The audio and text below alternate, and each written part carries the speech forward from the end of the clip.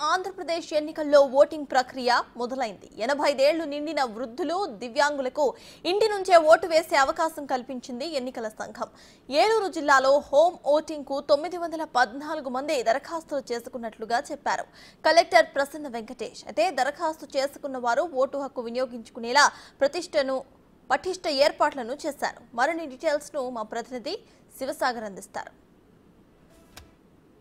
వ్యాప్తంగా home voting ప్రక్రియ మొదలైంది. మొత్తం 7 నియోజకవర్గాలకు సంబంధించి ఇటు పార్లమెంట్ కానీ అసెంబ్లీ నియోజకవర్గాలకు సంబంధించి ఇటు పోలింగ్ ఆఫీసర్లు వారికి సంబంధించిన పోస్టల్ బ్యాలెట్ని సిద్ధం చేసుకుంటున్నారు. ప్రస్తుతం మనం ఏలూరు రిటర్నింగ్ ఆఫీసర్ కార్యాలయంలో ఉన్నాం. ఇక్కడ మనం చూస్తున్న ఏలూరు నియోజకవర్గ వ్యాప్తంగా హోమ్ ఓటింగ్కి సంబంధించి సుమారుగా 101 దరఖాస్తులు వచ్చినాయని చెప్తున్నారు. జిల్లా వ్యాప్తంగా ఇప్పటికే జిల్లా కలెక్టర్ ప్రసన్న వెంకటేష్ ప్రత్యేకంగా దృష్టి సారించారు. హోమ్ ఓటింగ్లో ఎటువంటి అవకతవకలు జరగకుండా ప్రత్యేక టీంలు కూడా ఏర్పాటు చేశామని చెప్పారు. మొత్తం ఏలూరు జిల్లా వ్యాప్తంగా 914 మంది ఈ హోమ్ ఓటింగ్కి దరఖాస్తు చేస్తున్నట్లుగా తెలుస్తుంది. 85+ ఉన్న సీనియర్ సిటిజన్లతో పాటుగా దివ్యాంగులు కూడా ఉన్నారు. మనతో మాట్లాడడానికి ఏలూరు రిటర్నింగ్ ఆఫీసర్ ముక్కంటున్నారు. సరే, ఏంటి హోమ్ ఓటింగ్ సంబంధించి ఏలూరు నియోజకవర్గంలో ఎంతమంది ఓటర్లను ఐడెంటిఫై చేశారు, ఎట్లా ఈ ప్రక్రియ జరుగుతుంది? అందరికీ నమస్కారం అండి.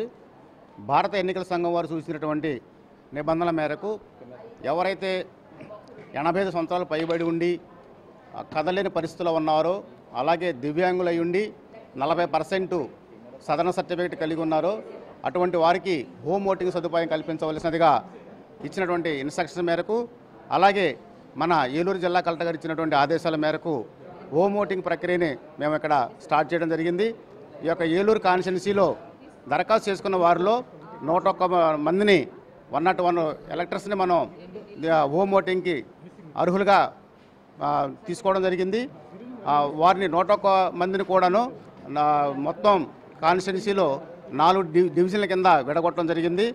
1వ డివిజన్లో 26 మంది, 2వ డివిజన్లో అంటే ఒకటో టీంలో 26 మంది, 2వ టీంకి 25 మంది, 3వ టీంకి 27 మంది, 4వ టీంకి 23 మంది, ఇలాగా 101 మందికి 4 టీముల కింద విడగొట్టి వారికి పోస్టల్ బ్యాలెట్లు అసెంబ్లీవి, పార్లమెంట్వి, వాటికి సంబంధించినటువంటి envelopes form 13A, 13B, 13C ఇవ్వడం కూడా జరిగింది.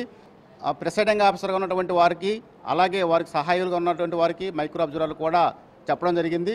అదంతా కూడా ఫీల్డ్ మీద ఎలాంటి ఇబ్బంది కలగకుండా పూర్తిగా వాళ్ళు ఓటు హక్కు వినియోగించుకునేలాగా ప్రయత్నం కూడా జరిగిందని తెలియపరుస్తున్నాం. అంటే మామూలు పోలింగ్ బూత్లో అయితే బూత్ ఏజెంట్లు ఉంటారు, ఓటర్ని ఐడెంటిఫై చేస్తారు ఈ ఓటర్ అని. కానీ ఈ హోమ్ ఓటింగ్లో బూత్ ఏజెంట్ పాత్ర ఎంతవరకు ఉంటుంది? వారు బూత్ ఏజెంట్లు కానీ, పోటీలో ఉన్నటువంటి ప్రతినిధులు కానీ, వాళ్ళ అభ్యర్థులు కానీ ఎవరైనా కూడా ఆ ఇంటి వరకే వచ్చేసి పరిశీలించుకోవడం వరకే, అంతేకాని ఇంట్లోకి వెళ్ళిపోయి వారితో మాట్లాడేంత అవకాశం లేదు. అందువలన దీనికి సెక్యూరిటీ కూడా ఈ యొక్క వాహనాలకి, అలాగే ఉన్నటువంటి సిబ్బంది కూడా సెక్యూరిటీ పరంగా కూడా పోలీసు వారిని కూడా పెట్టడం జరిగింది. బూత్ ఏజెంట్లు కానీ, అలాగే ప్రతినిధులు కానీ ఆ ఇంటి పరిసరాలకి వెళ్ళేసి ఓటింగ్ ప్రక్రియని సరళని చూసుకునే విధంగా వాళ్ళకి వెసులుబాటు కల్పించడం జరిగిందండి. అంటే ఓటర్తో పాటు జనరల్గా పోలింగ్ బూత్కి వచ్చిన తర్వాత సహాయకులు ఉండే అవకాశం, కానీ ఇక్కడ హోమ్ ఓటింగ్లో కుటుంబ సభ్యులంతా ఉండే అవకాశం ఉంటుంది, కొంత మొబిలైజ్ చేసే అవకాశం ఉంటుంది. ఎట్లా దీన్ని కంట్రోల్ చేస్తారు మరి, ఓటర్ని మొబిలైజ్ చేయకుండా కానీ ప్రెజరైజ్ చేయకుండా? అది మన ప్రిసైడింగ్ ఆఫీసర్లుగా ఉన్నటువంటి వారికి మేము ట్రైనింగ్ ఇవ్వడం జరిగింది. ఎవరైతే ఓటరు మనకు అర్హులుగా గుర్తించామో వారికి ముందుగా మీకు ఓటు హక్కు కల్పించే విషయంలో మేము పోస్టల్ బ్యాలెట్ తీసుకొచ్చామని చెప్పి వారితోటే మాట్లాడి వారికి నచ్చినటువంటి క్యాండిడేట్కి ఓటు వేసుకునే విధంగా మన ప్రిసైడింగ్ ఆఫీసర్లు ట్రైన్ అయి ఉన్నారని తెలియపరుస్తున్నాం. ఇప్పుడు ఏలూరు నియోజకవర్గంలో 101 మంది దరఖాస్తు చేసుకున్నారంటున్నారు. ఇప్పటికే ఒకరు చనిపోయినట్లుగా మనకు సమాచారం అందుతుంది. మరి ఆ ఓటుకి సంబంధించి ఎటువంటి నిర్ణయం తీసుకుంటారు?